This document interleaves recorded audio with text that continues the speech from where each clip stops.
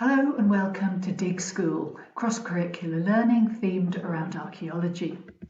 This week's session is Look Up, where we'll be exploring evidence from the past hidden in plain sight. Not all archaeology is buried out of sight, and looking up offers a whole new world of investigation. This session will look at buildings and street names using resources that you can access to explore the place where you live or learn or visit, or anywhere you ever go, come to that. If possible, you should now be able to go out into a place you know to have a look for clues that only you will be able to see because only you are looking for them. If you can't get out and about, you can do all of this Dig School online as well. In many ways, this is elephant archaeology, the elephant in the room, the thing that is there, plain for everyone to see, but nobody ever talks about. That's the sort of evidence we're looking at today. So key questions we'll be exploring is how can looking up help us see places we know in a different light? What do buildings of different dates look like? And why does all this matter? So for a start then, here's some shops. They'll be familiar to you, most of them, a lot of them are high street, familiar places. Others are specific to the place where all these photographs were taken. Now, just have a look at them quickly, these pictures, and just think whether you can put them into date order, with the earliest building first and the most recent building last. I'll give you a couple of minutes to think about that. So now you've had a chance to think about putting those buildings into date order. I wonder how you got on. Maybe you just felt it was very difficult. Maybe you've done a brilliant job. But we'll come back to that question a little bit later on. Because what I want to do first of all now is show you these images of buildings in the city of Lincoln, which is where I live. These are the upper parts of buildings, and it's really easy when you're in a town, you're doing shopping, you're thinking about where to grab something to eat, whatever. You don't really look above the street level. But actually, the modern shop frontages, like those images you've just been looking at, are very generic. They're all branded, they all look the same in different places. But it's above that level that you tend to get the distinction and the difference. And this is upstanding archaeology. Archaeology is about the physical remains of the past, and these buildings are certainly physical remains. It's about upstanding archaeology right there in front of you. You don't have to dig it up. You don't have to go online to look at aerial photographs. You don't have to consult a book or a map. It's just sitting there. But it's so easy to miss. And I would be very happy to bet that quite a lot of people who know Lincoln very well wouldn't actually be able to identify precisely which of those shops you've just looked at match up to these particular buildings. So that's what I'm going to ask you to do now. So in your booklet, on the first page, you've got the images of those 7 upper story building facades, and on the slide you've got all of the ground level buildings, the bits we all see all the time. So what I want you to try and do is match up the upstairs building number with the downstairs building shop front. So I'll give you a few minutes to do that. Fill in the upstairs building number column on your worksheet, and then just leave the right hand column blank for the minute, just in case your answer isn't the right answer, and then you can put the right answer in. So here are those shop fronts again. I'll give you a few minutes to look at those.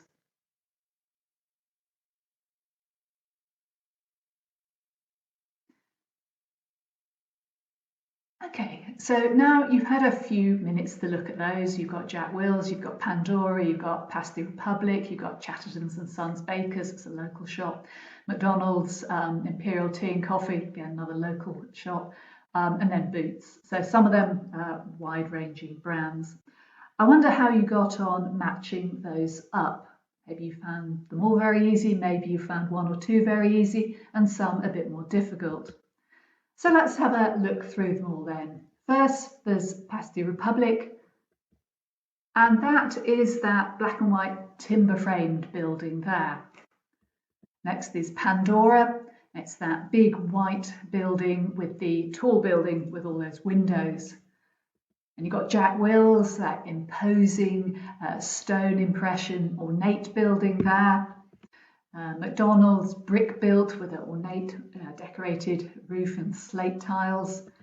Chatterton and Sons, Little Bakers in a terraced row of shops there. Imperial Tea and Coffee in that imposingly imperial stone building. And then Boots in the very different style, same colour as Imperial Tea and Coffee, but very different material, concrete, and a very different style as well. So I wonder how well you got on with matching those up. Now's your chance to write down the correct answers for those, and there's the list of those shops there. So you can write your right answers in there. Now, what can this evidence tell you once you have noticed, once you've actually looked up above street level? Well, it can tell you a lot about the local character of a place. And this is something that's really important because it really affects how positively people feel about the place they live in. And when improvements or building work has been done to a place, people can try and follow that local character to bring it out, make it feel special and different, rather than just any old place that's got the same old shops that everywhere has. And all of this, of course, is based on our understanding of history and heritage, because these are buildings from the past, from different periods of the past. And they tell us about the heritage of the place and, again, help us give that local character. All of these places will have many of the same shops, but they don't have those identically same buildings. And, of course, so much of this relies on being able to date these buildings. So that's what we're going to look at now. So I'm going to talk you through some of the key features of buildings in these key main periods, which we in the UK find buildings surviving from: the medieval period, the 12th to 15th century, the Tudor period, the sort of 16th century, that's the 1500s, the Georgian period, that's the 17th and 18th century, 1700s, the Victorian period, the sort of 1819, 1800s, then the modern period, the 1900s, and of course the 21st century. Now in your workbook, you've got a page where you can write down the key features of buildings in each period, and that'll mean you've got a reference for those. So as I talk through this, write down those key features. So first of all then, medieval. And for each of these I'm going to talk about the building material, what the building's actually made of, the window style, and special features. And those are just a couple of key points that can be used to help to give yourself a rough indication of what date that building you're looking at might be. So first of all, looking at medieval, there are very few medieval buildings survive in most places, apart from something that's a bit different, like a church. Mostly medieval buildings that were sort of in commercial use in the centres of places. For much of the medieval period, they're built of earth-class timber posts, which rot away and have been replaced since the medieval period. When we excavate in advance of building work, we sometimes find the post tiles, but we don't find a great deal more. So generally, if we find medieval buildings in towns and cities today, they are ones that are made of stone. And there's a very nice example here. This is this Imperial Tea and Coffee shop that we were looking at earlier. And it has the classic medieval features. It's made of stone. The windows are generally small. They're often arched with either a curved arch or a sort of pointed curved arch. And they're often subdivided in the centre. The stone walls are very thick. They need to be thick because they're holding a heavy roof that might well originally have been stone as well. And so the windows need to be small. Sometimes we get another key feature in medieval buildings is we'll often have two doors very close together. And if you see that, you can see here an example of a pointed arch doorway, which compares with the rounded arch doorway above. If you get those tall doors together, it's because one would have led into the shop and one would have led to upstairs rooms in the original medieval layout, when people would have probably been making the items they were selling in the upstairs rooms and had a shop front, shop area in the front opening out onto the street through the window. And in this building, you can see here the windows have all been replaced. The upper layers have been rebuilt in brick, but you can just see that stone bit is the remains of the medieval building. So key features then are of the medieval buildings are they're very uncommon, and that double door is often a very significant feature. So moving into the Tudor period, the building material is more often wood. Now, medieval buildings were certainly built in wood, but as I said, many of them don't survive. But from the 15th century onwards, we start to get more buildings surviving. Certainly the later 1400s were starting to get more surviving. And this example here, again, it's in Lincoln, it's on the High Bridge, and you can see the timber-framed buildings there. The window style tends to be, again, still quite small, and they're often subdivided again as well, these sort of mullions, and then sometimes they project slightly. The windows aren't the only thing that projects, because one of the special features of these buildings is that they're jettied out, and that means the first floor sticks out further above the street than the ground floor, and the third floor, if there is one, sticks out even further than that.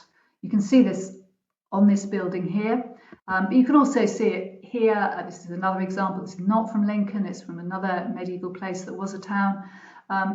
Here the wood has been plastered over, it's been rendered, so you can't see the timber work. It's underneath that, but you can't see it. But you know it's going to be a medieval or Tudor building by looking at that jettying out, that sticking out. And the idea of this is that it means the upper rooms can be bigger. You can't extend onto the street because people are walking up and down on the street and need that space to move around. But as soon as you get up to a higher level, you can build in to extend the rooms, make those rooms bigger. So into the Georgian period, here we have brick being used increasingly widely. It becomes easier to produce, technology improves, and it's also easier to move around as we start to get canals being used more extensively. So brick building is very common in the Georgian period, though it is often rendered over. So here you can see a brick building, and here you can see that's the Pandora shop, again, that we looked at before. You can see it's very much the same style, but that brick has been covered over with render and painted white. The windows tend to be rectangular and large, and these Georgian buildings are often very symmetrical and tend to have large numbers of windows, often several floors. So here you've got ground floor and 3 upper floors. A special feature also is that the roofs are quite often hidden. It was very fashionable to sort of build up a parapet to conceal the roof. And this was to give the building an added impression of height at a time when brick, which is a relatively light building material compared to stone, was able to build to greater heights. And then we've got the Victorian period. Brick is used still extensively, but Victorian buildings are often more ornate, whereas the Georgian ones are fairly simple and plain and have their impact from that sense of uniformity across a great space, like you can see in those two. The Victorian buildings, especially late Victorian buildings, often get very ornate. The bricks are carved into shapes and laid out together, sometimes in stone, as you can see here on the Jack Wills building. But again, it's that very fancy, ornate, decorative style. But at the other end of the spectrum, we also get much smaller shops. We see it's a period of great commercial expansion, the Victorian period, but it's also a period, because it's relatively recent, where the less well-built, more ordinary everyday shops actually survive. So there have been ordinary everyday buildings and shops from the medieval period, but as I said, they tend not to survive because they were built of wood that rotted out because it was lodged into the ground. Whereas Victorian small ordinary buildings do survive because it's much more recent and they've been built of material like brick. A special feature of the window styles tend to be, sometimes they can be arched or rectangular, really depends on the sort of style of the building. So an ornate, sort of highly decorated buildings might have quite ornate carved windows, rather like you might see in a church. An ordinary shop would just have a small rectangular window, often again, as you can see, just a little bit arched. A special feature is we see slate roofs coming in. As soon as we get the railways, it's much easier to move a very heavy material like slate, which comes from Wales, across the country. But it's great for roofing because although as a mass thing, slate is heavy because it's stone, you can get very thin roof slates. So it makes for a light roof. And once it's possible to move it cheaply around the country, it becomes used very widely. So slate roofs are often a sign of a Victorian building.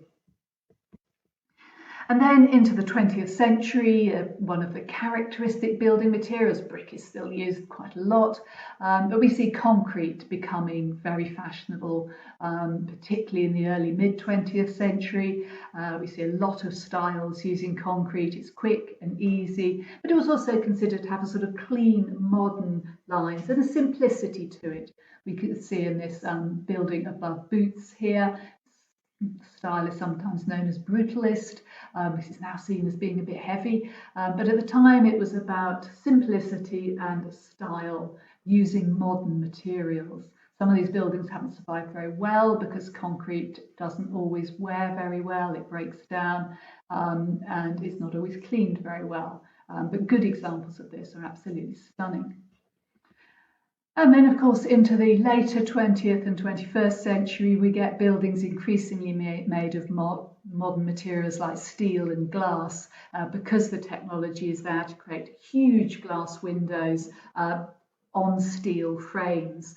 Now, many Victorian buildings are built on steel frames as well, but we start to see that becoming more and more widely used in towns in the later 20th and early 21st century. You can think of some of the big London buildings, for example, that look like they're made of just sheets of glass. And again, in the modern period, we often don't see much in the way of roofs either.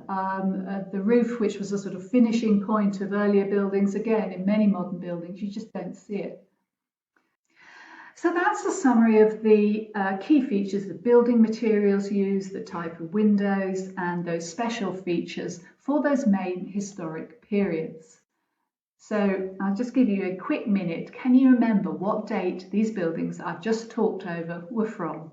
So there's a section on your workbook that you can write down the dates of these buildings. So you've got those as a reference. So I'll give you a few minutes to do that.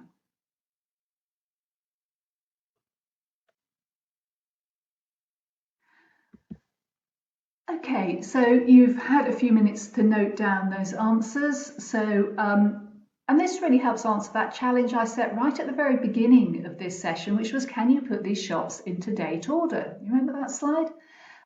So you probably can do that now. So let's have a look at that ground floor shop name, and here's the date order.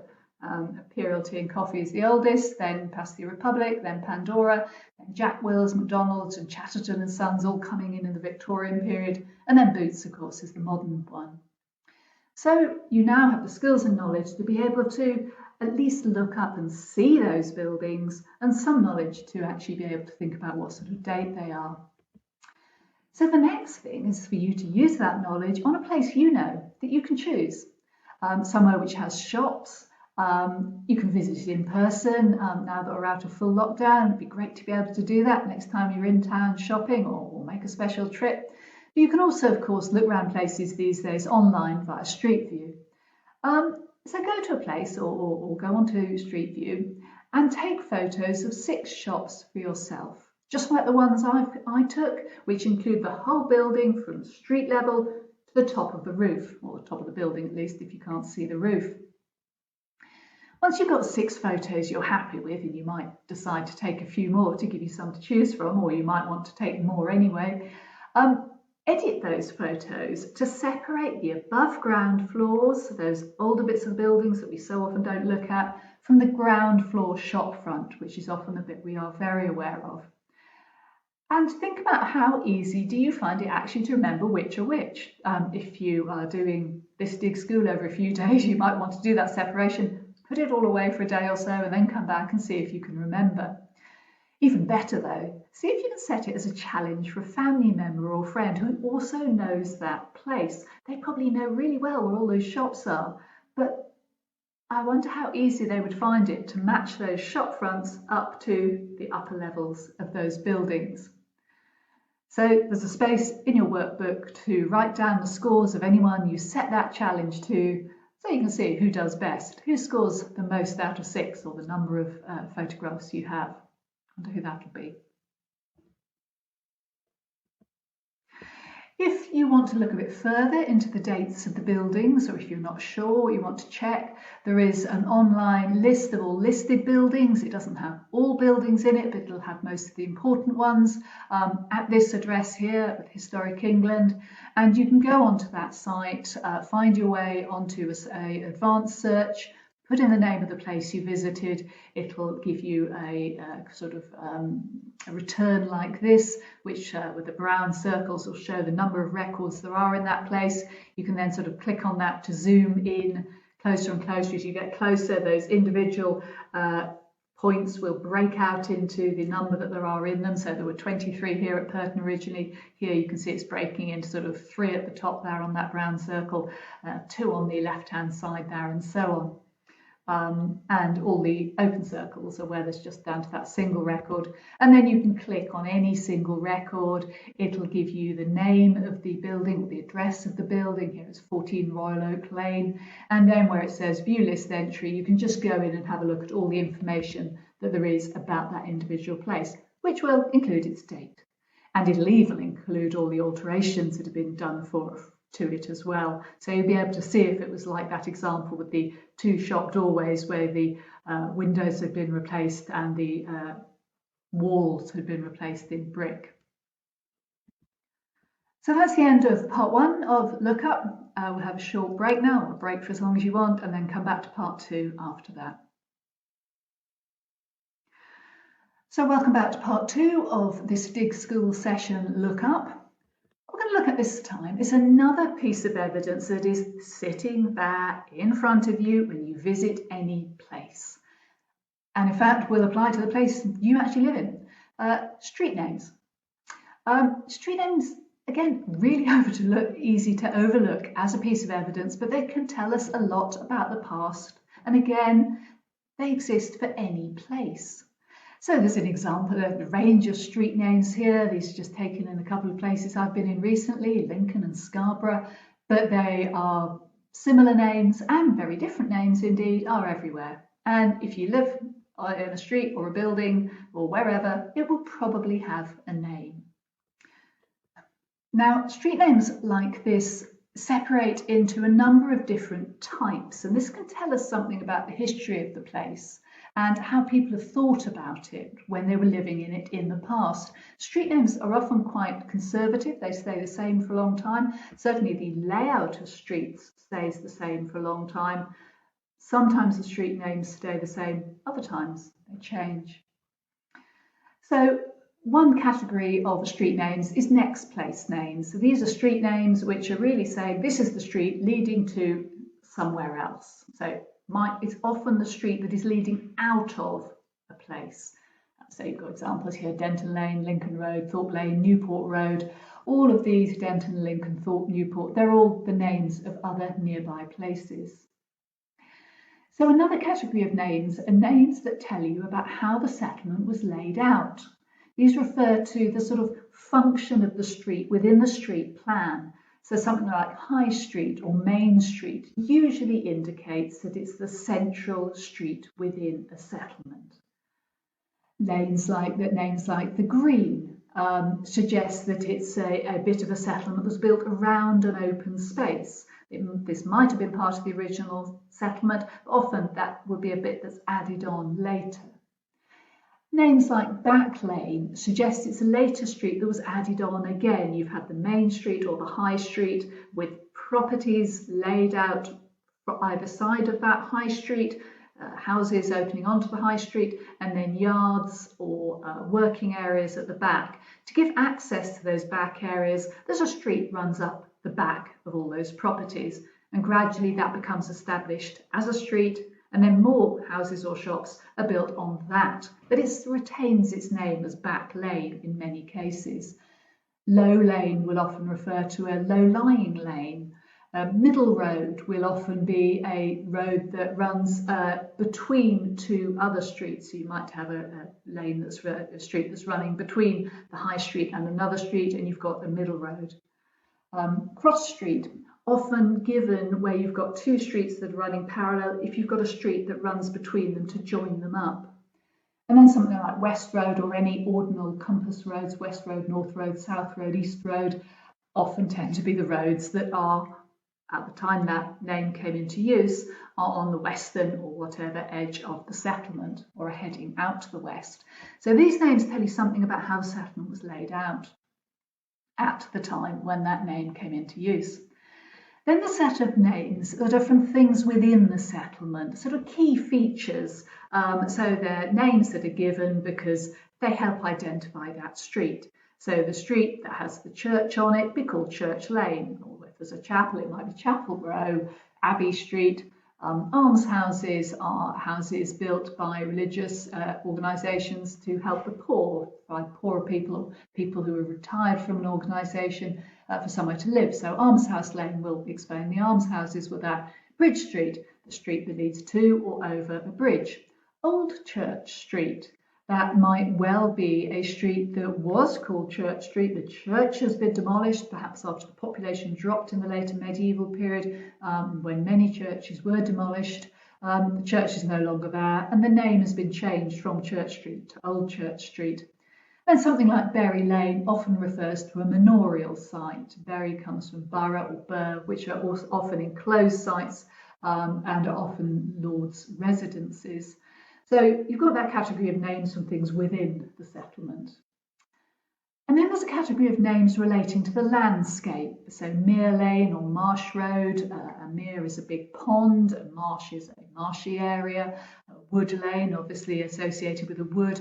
A coppice is a kind of wood, or a way to manage wood. So that again refers to woodland. Hill Street, field name, steep hill. Stonefield Lane all tell you something about the landscape, what it's like. Stonefield Lane must be a lane that was laid out either across or around the edge of a field that had a lot of stone in it. Sometimes that can show you that there's actually been an earlier settlement there because the stone is the remains of buildings. But again, it tells you something about what people thought about the landscape in the past. Then there are names related to activities being carried out in that settlement. If you're in a town of any age, you often have quite a diversity of these. So Market Hill is obvious, it's where the market was. Mill Lane, where the mill is. Tanner Row, where the tanning took place. It's a smelly, dirty business that involves using urine and feces from animals to tan the leather to make it preserve. So Tanner Lane is often on what was the edge of a settlement and often downwind from the prevailing wind as well, so the wind would carry the smell away. At the other end of the activity scale, Gold Street, not a terribly common name, but you do see it sometimes where you've got traders in gold living. Butcher Row, again, butchers. Love Lane might have been the slightly more dodgy area of town where people went for sort of illicit entertainment. Cow Lane might be a lane that animals or livestock were driven in along. Potter's Row, where pottery was being produced. Brick Lane, where bricks were being made, or a lane that led towards an area where bricks were being made. And then you've got names from people, like King Street, Queen Square, the sort of obvious. But any name that looks like it or could be a surname may well be named after someone, a family that was once locally prominent. Any names that don't fall into those broad categories will be the sort of random names that can tell you perhaps something about the history of the settlement or may just be impossible to interpret. But you can look at those main categories. What you can do now is go and have a look at a map of a settlement you choose, or indeed go out into the settlement armed with a list. If you want to have a look at a map, there's Digimap for schools. But there's also an archive of old maps held by the National Library of Scotland, which covers a much bigger area than Scotland. You can go onto this at the website that listed there. You can, if you use the side-by-side view, it gives you the old map on one side and a satellite view on the other side, so you can compare ancient and modern. When you go into this, you were presented here with a huge range of different types of map, where it says select a map series. If you select the OS 6-inch 1888 to 1913, that's usually the oldest one that has a lot of local detail. You need the one that's got a lot of local detail. This is the 6-inch map. It's got 6 inches on the piece of paper, relates to 1 mile. So you've got a lot of space where you can see the details of the street names. You can then go into the search panel, put in your place name. So I put in Purton that we looked at before here. But you can put in anywhere, and it will then bring up this particular series. So here we've got the 1888 to 1913 map. And you can use the plus or minus keys to zoom in or out. And when you zoom in on the map, you'll also zoom in on the satellite. This resource covers places beyond the UK as well. So if you're interested in somewhere beyond the UK, have a look and see how well it works there. Certainly, I've looked at places like the Netherlands or Czech Republic to look at the data there. Going back to Purton though, what I'd like to do now is have a look at this map, and there's a copy of it in your workbook, or you could go onto the National Library of Scotland maps and actually find the original yourself, which you can then zoom in and out of. You'll be able to see the detail a bit more clearly. But the map is in your workbook. Have a look through it and list all of the street names you can see, and then list them by type in the table in your workbook. So those next place names, the settlement layout names, etc. All those ones I've just run through. And there's a list of those in your workbook. So have a good look, see what you can find in the way of street names, and then we'll come back and have a look and see what that's telling us.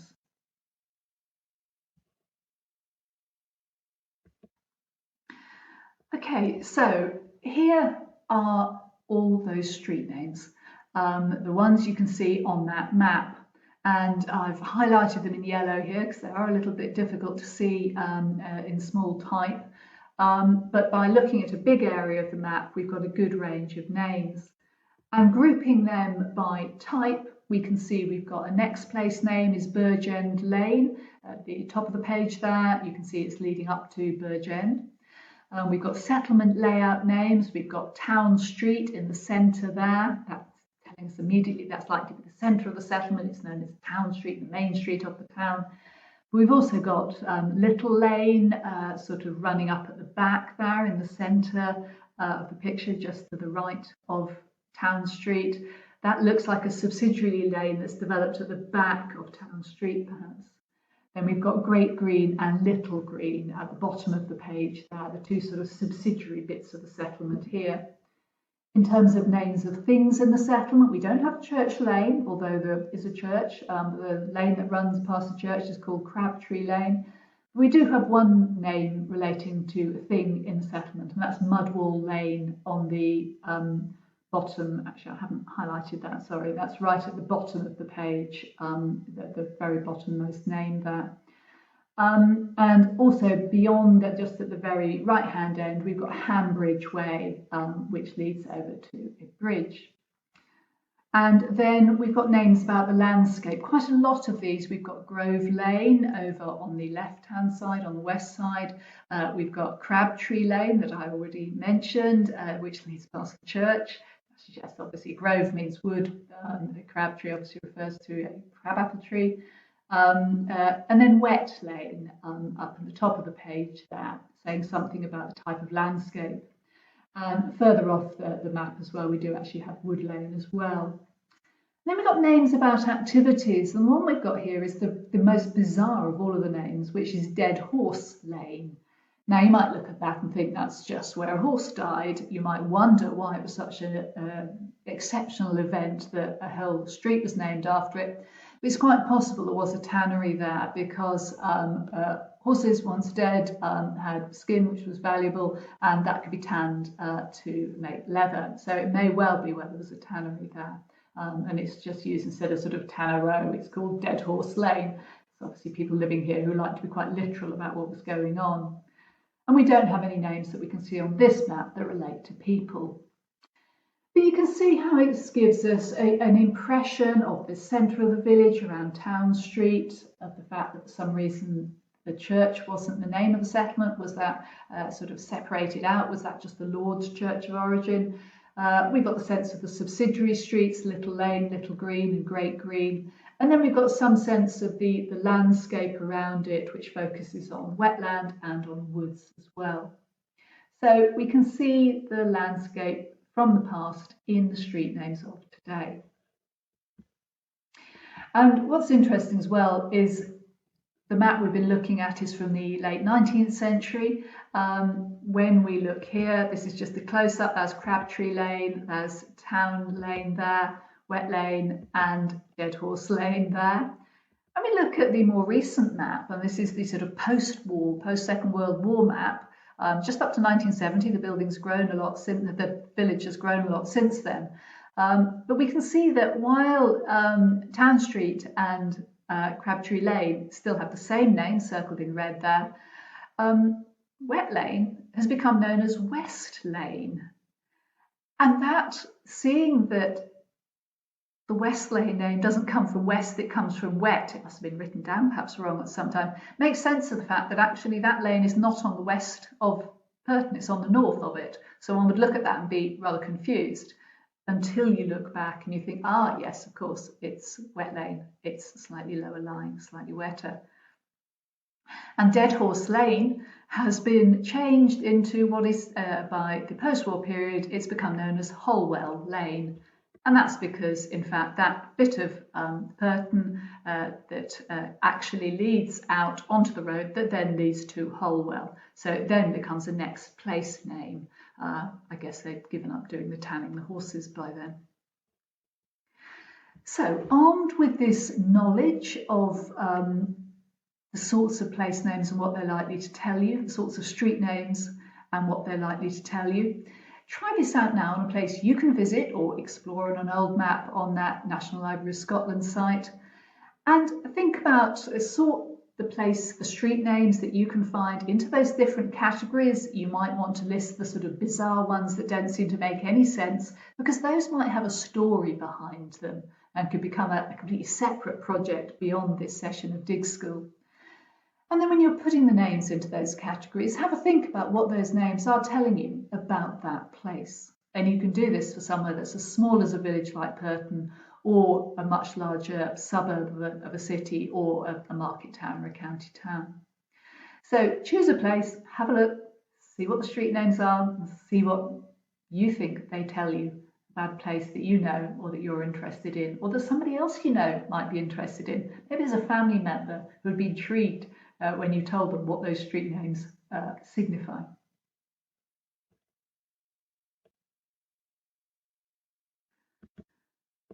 So now you've had a chance to think about street names and look at the buildings as well. This is bringing all of this together and just for a little bit of fun.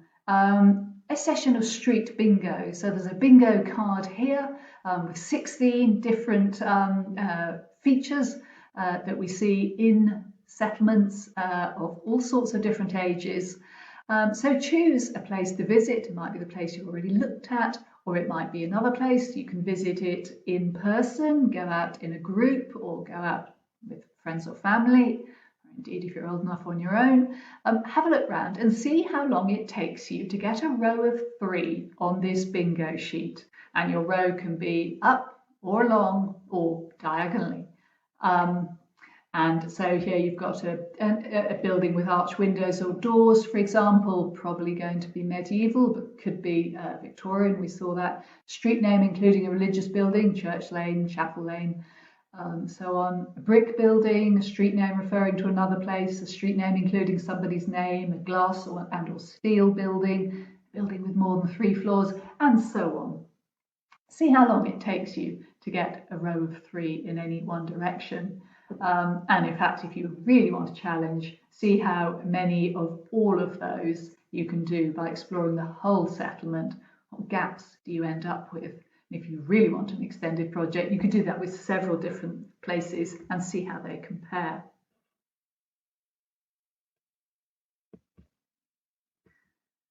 And when you've finished your street bingo and you've got your sheet filled in, just note down your final thoughts about what dates do you think the buildings you've seen are? What does this evidence, including the street name evidence, tell you about the place in the past? Where is the centre or oldest part of the place? Is the centre perhaps the place that's called Market Street or High Street or Town Street or the Street? Is that the place where the older buildings are? Or is that actually the place where those older buildings have been replaced? Because they're very much at the heart of the centre, and that's where all the money is being invested to rebuild.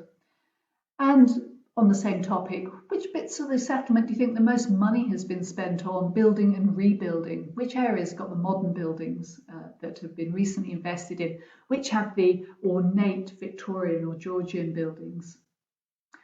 And as a final thought, just have a think about, will you look up just a little bit more next time you're out and about in a built-up place to actually see the buildings above the shops and the street names on those buildings. So I hope you've enjoyed this session of Dig School. It's been brought out as an additional session to celebrate the Festival of Archaeology in 2021, which is all about local place, because we've all spent so much time in our local places over the last 18 months because of the COVID pandemic.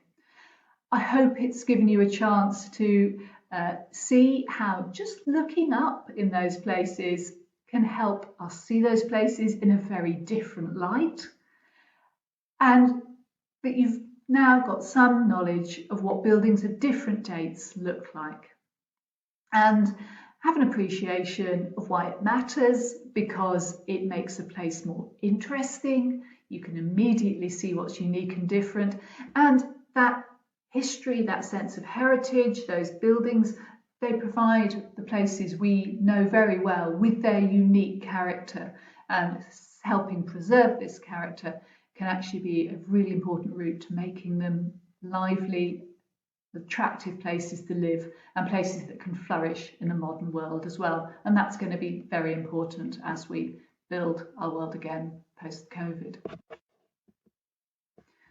So thank you very much for listening to this session of Dig School, and I hope to see you at another Dig School sometime soon.